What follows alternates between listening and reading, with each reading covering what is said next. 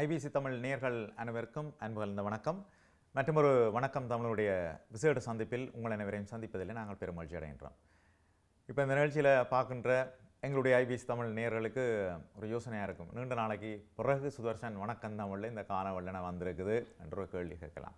பொதுவாகவே என்னுடைய அதாவது எனது நிகழ்ச்சியை சார்ந்து பார்த்து கொண்டு வருகின்ற நேயர்கள் எல்லோருக்கும் தெரியும், என்னுடைய நிகழ்ச்சி என்பது ஊரோடு உறவாட நகைச்சுவை நிகழ்ச்சிகள் எல்லாம் இருக்கும். இது கிட்டத்தட்ட ஒரு 20 வருடங்களுக்கு மேலாக செய்கின்ற நிகழ்ச்சி. அதில் குறிப்பாக ஊரோடு உறவாட நிகழ்ச்சி வானொலியும் தொலைக்காட்சியிலும் இருக்கும். ஆனால் இன்று புதிய தளத்தில் உங்களை அனைவரையும் சந்திக்கின்றோம். ஏனென்று சொன்னால், இப்பொழுது நான் வெளியிடத்தில் பல நாடுகளுக்கு நிகழ்ச்சி செய்யும் பொழுது சிலர் கேட்கின்ற கேள்விகளில் அரசியல் சார்ந்த கேள்வியையும் என்னிடம் கேட்பார்கள். நான் அவர்களுக்கு நகைச்சுவையாக சொல்வது, மதிப்புக்குரிய தமிழினத்தின் தீர்க்கதரிசி தந்தை செல்வா அவர்களுக்கு பிறகு எனக்கு அரசியல்வாதிகளை தெரியாது என்று சொல்லிக்கொள்வேன். அவர்களுக்கு தெரியும் சிவசந்திக்கு ஏதோ புது ரெண்டு வச்சுட்டு போகுது, என்னத்தையே ஏதோ நக்கலாக சொல்லி போட்டு போகுதுன்னு சொல்லுவார்கள். ஒவ்வொருவருடைய பார்வை அப்படியாக இருக்கும். பிரித்தானியாவில் என்னுடைய நண்பர்கள் சார்ந்து நேர்கள் சார்ந்து நிகழ்ச்சிகளில் செல்லும்பொழுது அவர் கேட்பது இந்த அரசியல் சார்ந்த விஷயங்களை கேட்பார்கள். நான் நகைச்சுவையாக பதில் சொல்லி கொண்டு போவேன். 2-3 இடங்களில் அவர்கள் கேட்ட கேள்விகளில் இவங்களுடைய தாயக மண்ணினுடைய ஒரு அரசியல்வாதி சார்ந்து 2-3 கேள்விகளை கேட்டார்கள். ஏன் இப்பொழுது இந்த அரசியல்வாதி இப்பொழுது ஊடகங்களில் வருவதில்லை? ஊடகங்களை அவர் தவிர்த்து கொண்டாரா அல்லது ஊடகங்கள் அவரை தவிர்த்து கொண்டாரா? இந்த மண்ணிலிருந்து, எங்களுடைய தாயக மண்ணிலிருந்து உண்மையாக நேர்மையாக மக்களுக்காக பேசுகின்ற ஒரு அரசியல்வாதி பல நிகழ்ச்சிகளை நாங்கள் பார்த்திருக்கின்றோம். முன்னாள் மாகாண சபை உறுப்பினர் மதிப்புக்குரிய திருமதி அனந்தி சசிதரன் அவர்களை இன்றைய தினம் இந்த விசேட சந்திப்பில் உங்களுக்காக சந்திக்கிறோம். வணக்கம் அக்கா. வணக்கம். சரி, என்னுடைய நிகழ்ச்சி என்பது ஊரோடு உறவாட, எனவே நான் உறவு நிலையை சொல்லித்தான் பேசுவது வழக்கம். இப்போ உங்களுடைய பல நிகழ்ச்சிகள், உங்களுடைய முன்னெடுப்புகள், மண் சார்ந்த விடயங்கள் எல்லாவற்றையும் நாங்கள் பார்ப்போம். மக்களுடைய பார்வையில் ஒவ்வொரு அரசியல்வாதிகளையும் கணைத்து வைத்திருப்பார்கள். ஒவ்வொரு அரசியல்வாதிகளுக்கு இடம் கொடுத்துப்பார்கள். அந்த வகையில் பெண்களையும் தாண்டி ஆண்கள் மத்தியில் அனந்தி என்று சொன்னால் அவர்களுக்கு ஒரு அனந்தி என்ற ஒரு பெயரில் அவர்களுக்கு பல விஷயங்கள் இருக்கும். ஒரு ஈடுபாடு இருக்கும், அந்த பெயரோடு ஒரு தேடல் இருக்கும், ஒரு நம்பிக்கை இருக்கும், அடுத்தது என்னென்ற ஒரு விடயம் இருக்கும். இதற்கு முதல் பொதுவாக என்னுடைய நிகழ்ச்சிகளில் ஒருவரை சந்தித்தால் உங்களுடைய சொந்த இடம் எது? ஏனென்றால் நாங்கள் நிலாவில் குடியேறினாலும் எங்களுடைய அடையாளம் என்பது நாங்கள் பிறந்து வளர்ந்த எங்களுடைய வீட்டு முற்றம். நீங்கள் உங்களோட சொந்த இடம் எது? பிறந்ததுங்க? எங்கே படித்தீங்கள்? எங்களுடைய அம்மா பன்னாகம், அப்பா குப்புளான். அப்பா சீமெண்ட் ஃபேக்ட்ரியில் கெமிஸ்டாக இருந்தபடியாக நாங்கள் காங்கேசந்துறையில் காணி வாங்கி வீடு கட்டியிருந்தோம். நாங்கள் ஓயல் மட்டும் காங்கேசந்துறை நடேஸ்வரா காலேஜில் படித்தேன். அதுக்கு பிறகு இடப்பெயர்வு. பிறகு நான் சுழிபுரம் விக்டோரியா காலேஜில் ஏஎல் கொமர்ஸை செய்திருந்தேன். அதுக்கு பிறகு இன்று வரை நாங்கள் இடம்பெயர்ந்ததுக்கு பிறகு இன்று வரை எங்களுக்கு காங்கேசந்துறைக்கு எங்களோட சொந்த வீட்டுக்கு போக முடியல. இப்போ ஒரு 2 வருஷத்துக்கு முன்னே அந்த காணிகள் விடுவிச்சு நாங்கள் அந்த எங்களோட வீட்டை போய் பார்க்கக்கூடிய மாதிரி இருந்தது. ஆனால் வீடுகள் எல்லாம் போய் நாங்கள் வாழக்கூடிய நிலையில இல்லை. கிணறுகள் எல்லாம் மூடி, டொய்லெட்டுகள் எல்லாம் இடிச்சு, கிணறு அப்படி ஒரு மிக மோசமான ஒரு பக்கம். என்னுடைய வீட்டோடைய சேர்த்து ஒரு பண்டும் அடிச்சிருந்தது, ஆமி பண்டு உண்டு. பக்கத்துல ஆட்லரி பீரங்கி தளம் ஒன்றும் இப்பவும் இருக்குது. சுத்தவரை இப்போ இராணுவமும் போலீஸும் இருக்கிறபடியே அதில் போய் என்னால் மீள குடியேற முடியாத ஒரு சூழல். இதுதான் நான் கல்வியை. பிறகு நான் உயர் தொழில்நுட்ப கல்லூரியில் கணக்கியலில் உயர் தேசிய டிப்ளோமாவை படித்தேன். ஃபைனல் இயர் மட்டும் படித்தேன். ஆனால் கடைசி வருஷ சோதனைக்கு நாங்கள் இடப்பெயர்வுக்குள்ளே போய் பிறகு நான் வன்னிக்கு போக வேண்டியதாயிட்டது. அப்போ நான் அந்த படிப்பை முடிக்க இல்லை. இதுதான். அதுக்கு பிறகு நான் 92 நான் கிளரிக்கல் எக்ஸாம் எழுதி நான் எழுதுவிஞராக சண்டில் பிரதேச செயலகத்திலையும் யாழ் மாவட்ட செயலகத்திலையும் கடமையாற்றி பிறகு இடப்பெயர்வு முல்லைத்தீவு கச்சேரியில் வேலை செய்து பிறகு கிளிநொச்சி கச்சேரியில் கடைசி மட்டும் கிளிநொச்சி கச்சேரியில் வேலை செய்கிறேன். பொதுவாக ஒவ்வொருத்தருக்கும் தன்னுடைய வீட்டு முற்றமும் தன்னுடைய கிராமமும் தன்னுடைய இடமும் அது எங்களோட அம்மா போல. நிச்சயம். குறிப்பாக அதிலும் இப்போ இந்த பலாலி, மயிலிட்டி, தையிட்டி, குப்ளான், வசாவளான் போன்றவர்களுக்கு இன்னும் அதிகம்னு சொன்னால் அந்த மண் வச்சால், என்னுடைய நண்பர்கள் சொல்வார்கள், அந்த மண்ணில் வச்சால் கல்லை விதைச்சாலும் கல் வளரும்னு சொல்வார்கள். என்னென்ன சொன்னால் கூடுதலாக அந்த இடத்தில் பலாலி உட்பட அந்த இடத்தில் மக்கள் தான் முதலிலே கடன் எதுவும் இல்லாமல் தாங்கள் விவசாயம் கொண்டு செய்த காசினை கொண்டு புலம்பெயர்ந்தவர்கள். புலம் தேசத்துக்கு நீங்கள் சொன்ன காரணங்கள் கல்வீடு கட்டி வாழ்ந்தவர்களும் அந்த தோட்டத்தில் விவசாயம் செய்த மக்கள் தான் கல்வீடு கட்டி கடின உழைப்பாளிகள். அப்பொழுது எனவே நீங்கள் சொன்னதிலும் இத்தனை விடயங்களையும் பார்த்தால் உங்களுக்கு அந்த வலி இருக்கும். இந்த அரசியல் இந்த இந்த இந்த ஒரு ஒரு ஒரு வட்டம், இந்த அரசியல் போன்ற ஒரு விடயம் எப்படி உங்களுக்கு அந்த ஈடுபாடு எங்கே தொடங்கியது, ஏன் தொடங்கியது? உண்மையில் நான் அரசாங்க உத்தியோகத்தராக இருந்தது. என்னுடைய கணவர் தமிழீழ விடுதலை புலிகளோட அரசியல் துறையில் இருந்தவர், எழிலன். ஆனால் எனக்கு அரசியல் என்ற நோக்கமாக இருக்கே. என்னிலே ஒரு பழக்கம், புளியாண்டா எத்தனை பேருக்கு நடுவிலையும் சுட்டி காட்டுவேன். அது படித்த காலத்திலிருந்தே அடுத்த ஆளுக்கு அநியாயம் நடந்தாலும் ஆசிரியரை எதிர்க்கிற பழக்கம் எனக்கு அப்போவே இருந்தது. அப்போ எனக்கு இந்த அரசியல் என்ற பக்கம் இருக்கே இல்லை. ஆனால் 2009 யுத்தம் நடந்த பொழுது, ஏன்னா நாங்களும் ஒரு இன விடுதலைக்கு பின்னால் போனாக்கள் தானே, எங்களுக்கும் ஒரு விடிவு வந்துடும், நாங்கள் ஏன்னா காங்கிரஸ் துறையில் நிறைய அநியாயங்களை கண்டேன் நான். 83 ஜூலை கலவரத்தில் கொழும்பில் இருந்து மக்களை கொண்டு வந்து காயங்களோட வந்த பொழுதெல்லாம் அப்போ சின்ன வயசுன்றாலும் நான் பார்த்தேன். அதுக்கப்புறம் இந்திய இராணுவம் வந்து காங்கிரஸ் கடற்கரை வீடுகளில் ஆக்களை கொளுத்தி வீட்டோட செய்த கொடுமை எல்லாத்தையும் பார்த்தேன் நான். அப்போ எங்களுக்கும் இந்த அநியாயம் எல்லாத்துக்களாலையும் தப்புறோம் என்றால் இந்த ஆயுத வழியில் போராடுற விடுதலை புலிகளை ஆதரித்து நாங்கள் அந்த ஒரு விடுதலையை கண்டுடுவோம்ன்றது தான் எங்களோட விருப்பமும் அவாவாயும் இருந்தது. கடைசியாக முள்ளிவாய்க்கால் யுத்தம் ஆயிரக்கணக்கான மக்கள் கண்ணுக்கு முன்னால் செத்ததும் காயப்பட்டவனுக்கு தண்ணி கொடுக்க முடியாத ஒரு நிலையெல்லாம் வந்தது. கடைசியாக என்னுடைய கணவரை 3 சின்ன பிள்ளைகளோடு நான் இருந்து கொண்டே இராணுவத்திட்ட கையளித்து போட்டு அவருக்கு என்ன நடந்ததுன்றதை தெரியாத இடத்துல நான் காணாமல் போனவர்கள் போராட்டங்களை முன்னெடுத்தோம்.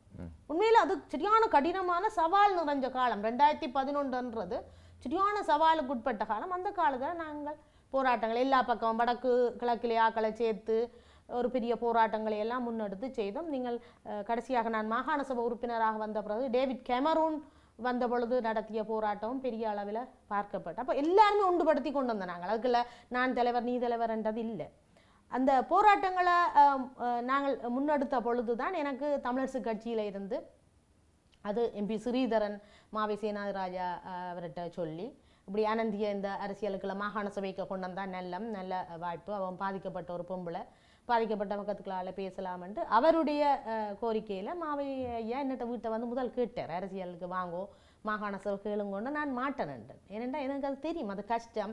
மற்ற நாங்கள் ஒரு ஒதுக்கில் ஒரு பேசாமல் இருக்கிறவங்களுக்கு பொது வழிக்கு வந்துட்டோம் என்றால் எங்களை பற்றின விமர்சனங்கள் எல்லாம் கூடும். யாரும் கண்டதையும் கதைக்கிற ஒரு அப்போ நான் முதல் மாட்டேன். எனக்கு இந்த அரசியல் வேண்டாம், எனக்கு அது சரி வராது. என்னடா எனக்கு அந்த அட்ஜஸ்ட் பண்ணி போடுற பழக்கம் எல்லாம் இல்லை. பிள்ளையாண்டா பிள்ளை நேரவே சொல்லுவேன், அது என்ன யாராக இருந்தேன். அது என்னுடைய உத்தியோக காலத்திலேயும் அது நிறைய எதிர்ப்புகளையும் சம்பாதிச்சது தான். ஆனால் பிறகு 2ஆம் முறையும் மாவி ஐயா வந்து கேட்ட பொழுது நான் யோசித்து சொல்கிறேன்ட்டு ஆஃபீஸில் வந்திருந்து நான் கதைக்கு அப்படி சொல்லிச்சுதுகள், நல்ல வாய்ப்பு, நீங்கள் இப்போ தனியாக ஒரு பாதுகாப்பும் இல்லாமல் இந்த போராட்டங்களை முன்னெடுத்து அடிபட்டு கொண்டிருக்கிறீர்கள். ஒவ்வொரு கிழமையும் உங்களை தேடி தேடி இராணுவப்பில் நான் விசாரணை என்ற ஆஃபீஸுக்கு வருது, ஆமி கேம்பில் கூப்பிட்டு விசாரிக்க வலிக்கிறாங்க.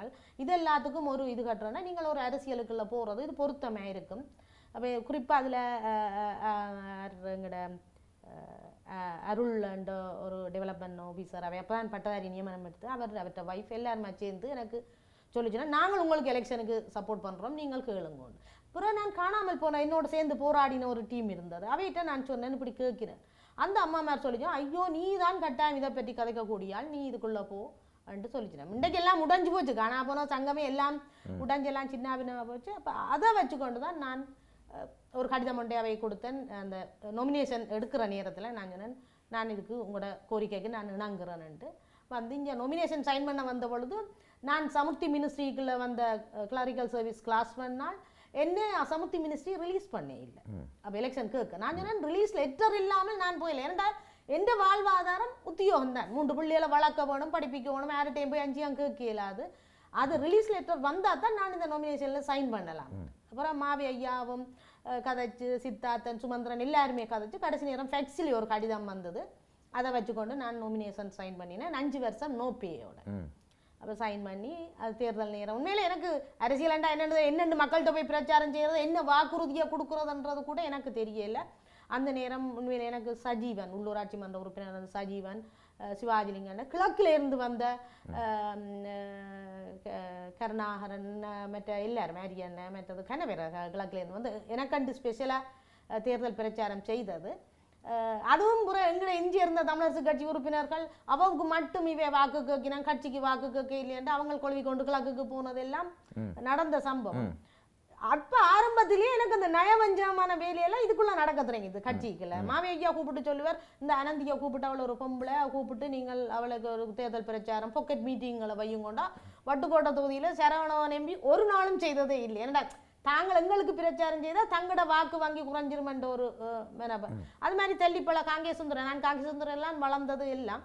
ஆனால் காங்கேய சுந்தர தொகுதிகளையும் அந்த அவை செய்கிறது இல்லை. ஆனால் என்ன சொல்லுவேன்னா ஐயாக்கும் சொல்லிடணும், இவங்க கூப்பிட்டு நாங்கள் இவ வரவே இல்லையாண்டு. நான் பொம்பளை புருஷனம் இல்லாமல் நிற்கிற ஒரு ஆள் எங்களுக்கும் டக்கண்டு ஆம்பளைகளோட போய் பழகுறதுன்றது ஒரு கஷ்டம். ஆனால் அவை கூப்பிட்றே இல்லை, தேர்தல் பிரச்சாரத்துக்கே கூப்பிட்றே இல்லை.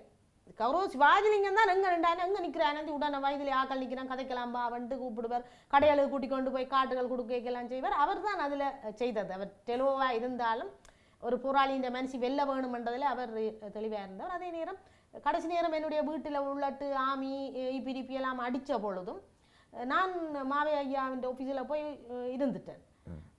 அப்பவும் சிவாஜி அண்ணன் தான் எந்த வீட்டில் அடிபட்டு காயப்பட்ட படிக்கல் எல்லாத்தையும் ஹாஸ்பிட்டலில் வச்சிருந்தது, போலீஸில் போய் என்ட்ரி கொடுத்தது எல்லாம் அண்டுமே அவர் ஒரு பிரச்சாரம் இருந்தால் ஒரு 10,000 மணி நேரம் பார்க்க அவர் கூட எடுத்திருக்கிறான் அந்த கடைசி அந்த காலத்துக்குள்ள. ஆனால் அவர் அதை செய்யலை. என்னுடைய இந்த அடி வாங்கின படியங்களுக்கு மருந்து கட்டுறதும் அவங்கள விசாரணை கொண்டு போகிறதுமே தான் இருந்தவர். உண்மையில அரசியல்ன்றது என்ன மாதிரி பொம்பளைகளும் சரியான கஷ்டம். இப்போ அதாவது வந்து எனக்கு தெரிஞ்ச காலத்தில் எங்களுடைய முத்தத்தை விளக்கு மாற பிடிச்சி வெறி வெறியாக கூட்டுறது, மணலில் கூட்டி விட்டால் அது பிரிண்ட் போட்ட மாதிரி இருக்கும். கூட்டி பலதும் சொல்லிவினா ஆக்கள் வேலைக்கு போகும்போதால் ஆஃபீஸுக்கு போகும்போதால் ஒழுங்காக கூட்டுறா கூட்டி போட்டு அடுப்படியில் வேறு பார்க்கணும்னு சொல்லி அப்படி இருந்த எங்கள் தேசத்தினுடைய பெண்களை வரியுட தரைச்சு வானத்தில் பறக்க விட்டு அழகு பார்த்த ஒரு காலம் 2009க்கு முன்னர். அந்த காலகட்டங்களில் தலைவர் அவர்கள் பெண்களுக்கு சம உரிமை வழங்கப்பட்டது. அவருடைய ஒரு நிகழ்வாக இருக்கலாம், ஒரு மாநாடாக இருக்கலாம், சரி, அது ஒரு மகளிர் அணியினுடைய ஒரு படைத்தளபதி 1-2 பேர் இருப்பார்கள். அல்லது அவர் வெளியில் வரும்பொழுது நடந்து வரும்பொழுது தளபதிகளாக வரும்பொழுது அதில் ஒருவர் ஒரு தளபதி கட்டாயம் இருப்பார். அவருடைய காலத்தில் அவ்வளவு ஆண்களுக்கு மிகையாக கொடுக்கப்பட்டது பெண்களுக்கான அந்த இடம். இன்றைய காலத்தில் அப்படி இருக்குதா? அப்படி பெண்களுக்கான இடம் அரசியலில் இருக்கின்றதா? இல்லை, உண்மையில் அது ஒரு பொற்காலம். இன்றைக்கு நாங்களும் தைரியமாக இப்போ நான் அங்கேயும் போய் சரிக்கு சரி நான் கதைக்கிறேன்னு பேசுகிறேன் என்றால் தேசிய தலைவர் பிரபாகர் என்ற காலத்தில் வாழ்ந்ததுன்ற அவர் நான் அந்த அவர்கிட்ட பயிற்சி எடுக்க இல்லை, போராளியாக இருக்கே இல்லை. ஆனால் அவர் இப்படித்தான் பெண்களுக்கான அங்கீகாரம் கொடுத்திருந்தவர். சம உரிமைன்னா சும்மா வெறும் வாய் வார்த்தை இல்லை, அதை சொல்லிலும் செயலிலும் செய்த தலைவர் தான் அவர். அந்த அங்கீகாரம் எல்லாம் இருந்த இடத்துல இன்றைக்கு நீங்கள் பார்த்தால் எல்லாம் மாறித்தான் இருக்குது. இன்றைக்கு அந்த அங்கீகாரம் பெண்களுக்கு இல்லை ஒரு துறையிலும். அப்போ ஒவ்வொரு போராட்டம் நடந்த காலத்தில் அந்தந்த பெண்களுக்குள்ளே என்னென்ன திறமை இருந்ததோ அவ்வளவு திறமையும் வெளிக்கொண்டு வர்றதுக்கான வாய்ப்பும் அங்கீகாரமும் அதில் கிடைச்சிருந்தது. யாரும் ஒதுக்குப்பட இல்லை. ஆனால் அதுக்கு பிறகு அதில் இருந்த புள்ளிகளே வெளியில் முழு மூச்சாக இயங்க முடியாத ஒரு நிலையில் முடக்கிற நிலைமையில் அது அரசாங்கம் செய்ததுன்றதை விட எங்களுடைய ஆக்களும் அந்த பிள்ளைகளுக்கான ஒரு ஆதரவை, உங்களுக்கு என்ன பிரச்சனை வந்தாலும் நாங்கள் உங்களோட நிற்கிறோம் என்ற ஒரு பலத்தை கொடுக்க இல்லை.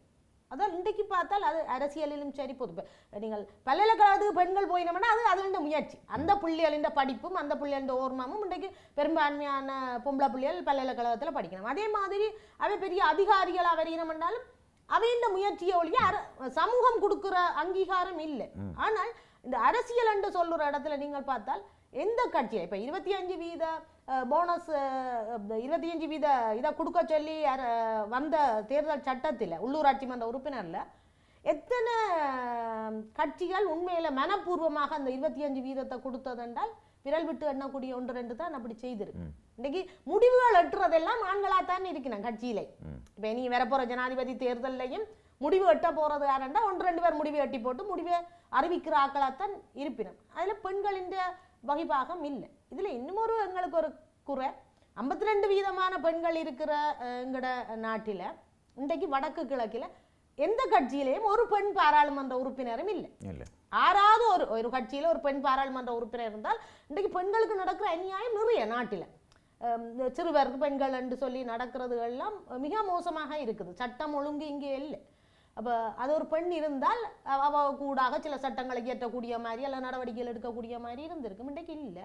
ஆனால் மகளிர் தினத்தை மிக விமர்சையாக கொண்டாடுற பெண்கள் ஒரு வாக்கு கூட பெண்களுக்கு போடாத ஆக்களாக தான் இன்றைக்கு மகளிர் மாதர் சங்கங்கள் எல்லாம் இருக்கு. இது எப்படி என்றால் எங்களால் மாற்ற முடியவில்லை. இப்போ நான் அமைச்சராக இருந்த காலத்திலையும் எத்தனையோ மாதர் சங்கங்களுக்கு சுழற்சி முறை கடன் எல்லாம் கொடுத்தோம். ஆனால் ஒன்றும் அதை உண்மையில் அது நாங்கள் மொனிட்டர் பண்ணிடல. நாங்கள் அரசியல்வாதிகள் நாங்கள் அதை கொடுத்துட்டு விட்டுருவோம் இல்லையா, அதை கண்காணிக்க வேண்டியது அந்தந்த செக்டருக்குரிய அரசாங்க உத்தியோகத்தரெல்லாம் கண்காணிக்க வேண்டும். இது எப்படி நடக்குதோ வடிவா செயற்படுதோன்னு பார்க்க வேண்டியதெல்லாம் அவைதான். அது பார்க்க இல்லை. அது எந்த அளவுக்கு எங்களால் முன்னேற்ற முடிஞ்சாண்டா முடியல. இப்போ மாகாண சபை கலைஞ்சு 18ஆம் ஆண்டு 10ஆம் மாதம் கலைஞ்சது இன்றைக்கு 24ஆம் ஆண்டா போச்சு. அடுத்த அரசியல் இது இல்லை. அப்போ பெரிய இடைவெளி. அரசாங்க அதிகாரிகள் அதை கண்காணிக்க வேண்டிய தேவையில்லை, விட்டுடுவிடும். எல்லாருமே சும்மா உதவின்னு சொல்லினா அந்த உதவி எப்படி பயனுள்ள வகையில் போகுதுன்ட்டு இல்லை, அதை பார்க்குறதுக்கு இல்லை. அப்போ தொடர்ந்து யாரை கேட்டாலும் கஷ்டமும் பஞ்சமும் வறுமையும் இதுதான் சொல்லப்பட்டு கொண்டு போகிற விஷயமே இருக்குது. சரி, இப்போ நாங்கள் இங்குள்ள ஒவ்வொரு அரசியல்வாதிகளுக்கும் புலம்பெயர் தேசத்தில் ஒரு குழுக்களோ ஒரு ஆதரவு வட்டங்கள் என்று இருக்கின்றது. ஆனால் பொதுவாக மக்கள் மனதில் மக்களோடு கதைக்கும் பொழுது சந்திக்கும் பொழுது பார்த்தால் இங்குள்ள அரசியல்வாதிகள் மீது இப்பொழுது இன்றைய அண்மை காலங்களாக ஈடுபாடு குறைவு. இப்போ ஒரு என்ன இப்போ நாட்டில் என்ன நடக்கும் மச்சான், அரசியல் நிலை என்னென்று கேட்டால் மச்சாவுக்கு டைமே ஏன் நாங்கள் செலவழிப்பான அளவுக்கு ஈடுபாடுகள் குறைஞ்சி போச்சு. ஏன் நீங்கள் எப்படி அதை பார்க்குறீங்க? ஏன் புலம்பெயர் தேச மக்களுக்கு ஒரு நம்பிக்கை இல்லை? இருக்கிறவர்களில் ஒரு நம்பிக்கை, ஒரு பிடிப்பு, ஒரு கருத்து, ஒரு பேட்டி வந்தால் அதை பொறுத்திருந்து பார்க்குற அளவுக்கு அவர்களுக்கு அதுக்கு நேரம் செலவழிக்க விருப்பம்னு சொன்னால் அவர்கள் ஈடுபாடு இல்லை. என்னென்னு நீங்கள் நினைக்கிறீங்க? எதை நீங்கள் எப்படி பார்க்குறீங்களா? அதை உண்மையாக நாங்கள் 2009 யுத்தம் நடந்து கொண்டிருக்க இதே புலம்பெயர் மக்கள் அந்த குளிர் மழை பாராமல் பெரிய எழுச்சியாக போராட்டம் எல்லாத்தையும் முன்னெடுத்ததுகள். ஏனென்றால் எல்லாருக்குமே ஒரு இனம் விடுதலை அடையணுமென்ற அவா இருந்தது. அப்போ கைக்குழந்தைகளோடு எல்லாம் போய் போராட்டங்கள் எல்லாம் செய்து அது திட்டமிட்ட வேலை சர்வதேசம் அதை முடக்கி போட்டுது.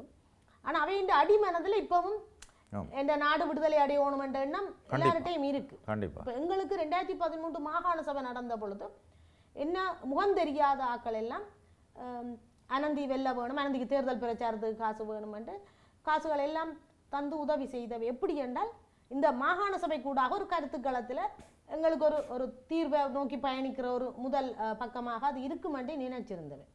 உங்களுக்கும் தெரியும், எல்லாருக்குமே தெரியும், கடைசியாக 2017 விக்னேஸ்வரன் அவர்களுடைய அந்த முதலமைச்சர் பதவியை பறிக்கிறதுக்கு நடந்த உள்ளுக்குள்ளேயே எதிர்கட்சி எங்களுக்கு ஒன்றும் செய்யல.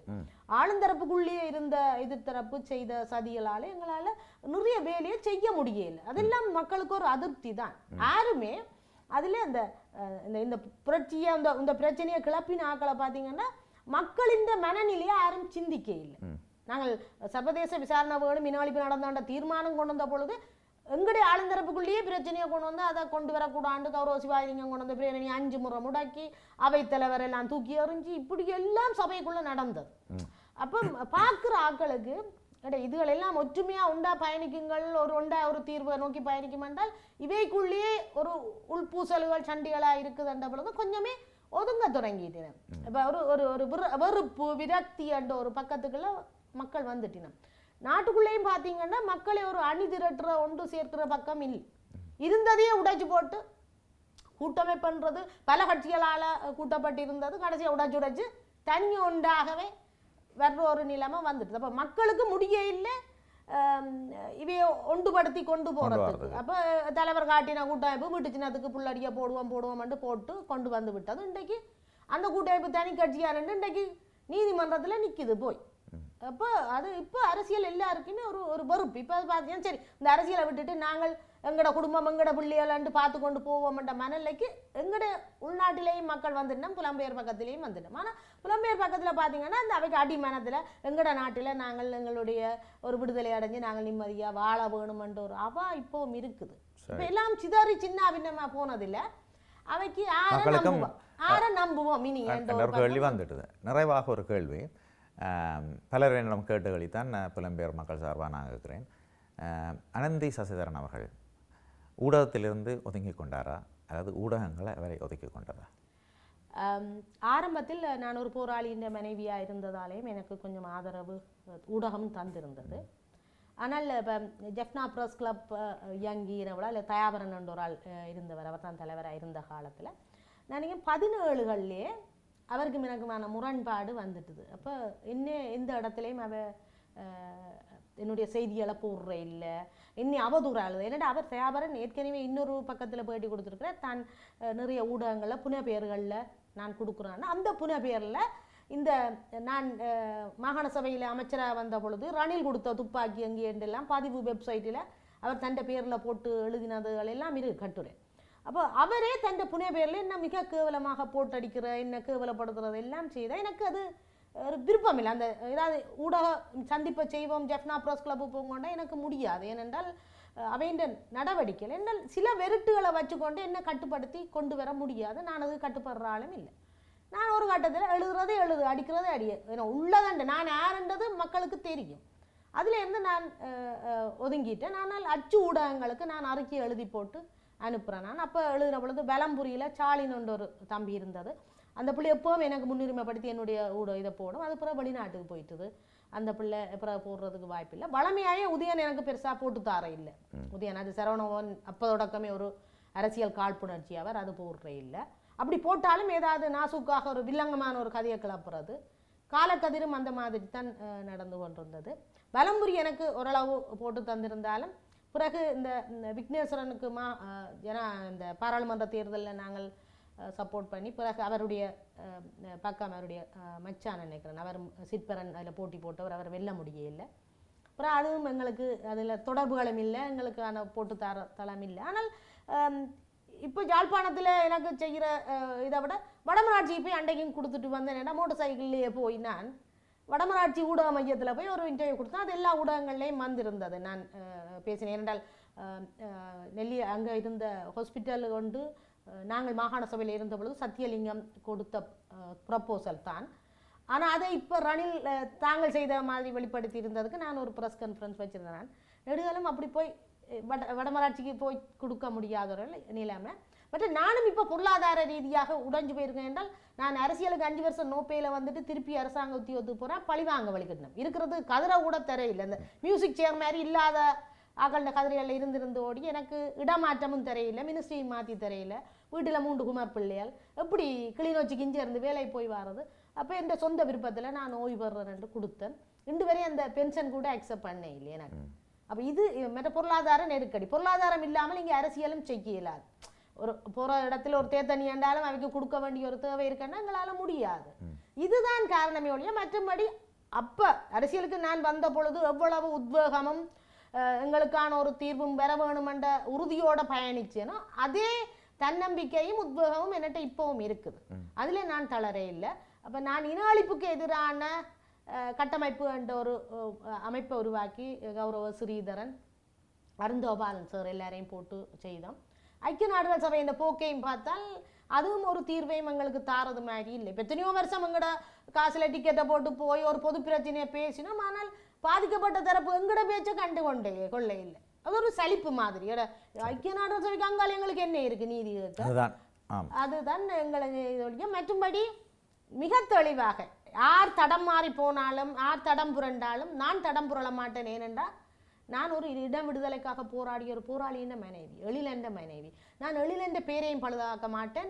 என்னுடைய தாய் தகப்பன் என்ன வளர்த்த வளர்ப்பையும் நான் குறை சொல்ல விட அந்த தெளிவில் நான் இப்பவும் இருக்கிறேன். தொடர்ந்தும் எந்த ஆயுள் காலத்தில் நான் தொடர்ந்தும் இந்த நீதிக்காகவும் இந்த இன விடுதலைக்காகவும் பயணிப்பேன். நன்றி. அதாவது புலம்பெயர் தேசத்தில் எங்களுடைய உறவுகள் அனந்தி சசிதரன் கேட்டது எங்கே என்று கேட்டுச்சுன்னா நமக்கான பதிலை இந்த நிகழ்ச்சியினோட வழங்கியிருக்கிறோம். இன்றைக்கு உங்களுடைய பொன்னான நேரத்தை செலவழித்து கலையம் வந்து எங்களுடைய கலந்துரையாடிதல் மிக்க நன்றி. உங்களை பார்த்திருப்பார்கள். உங்களது நம்பிக்கைக்கு புலம்பெயர் தேசத்து உறவுகள் வளர்ச்சிப்பார்கள் என்ற நம்பிக்கையோடு மீண்டும் சந்திக்கலாம். உண்மையில உங்களுக்கு நான் முதல்ல நன்றி சொல்ல வேணும். இப்படி ஒரு வாய்ப்பை தந்து என்னுடைய உள்மன கிடக்கிய வெளிப்படுத்துறதுக்கான வாய்ப்பை தந்ததுக்கு நான் உங்களுக்கு மிகவும் நன்றியை தெரிவித்துக்கிறேன். மீண்டும் சந்திக்கலாம். நல்லது நேயர்களே, தொழில்நுட்ப கலைஞர்களோடு நானும் விடைபெறுகின்றேன். அனந்தி சசிதரன் அவர்கள் சொன்ன விடயங்களும் அவருடைய நிலையும் உங்களுக்கு இப்போ புரிந்திருக்கும். என்னை பொறுத்தவரையில் தீர்க்கதரிசி மதிப்புக்குரிய தந்தை செல்வா அவர்களை சொன்னதைப் போல எங்கட மக்களை கடவுள் தான் காப்பாற்ற வேண்டும் என்று தான் எனக்கு தோன்றுவது. மீண்டும் இன்னும் ஒரு வணக்கம் தமிழில் உங்களை சந்திக்கின்றேன். சுப்பிரமணியம் சுதர்சன். நன்றி, வணக்கம் நேயர்களே.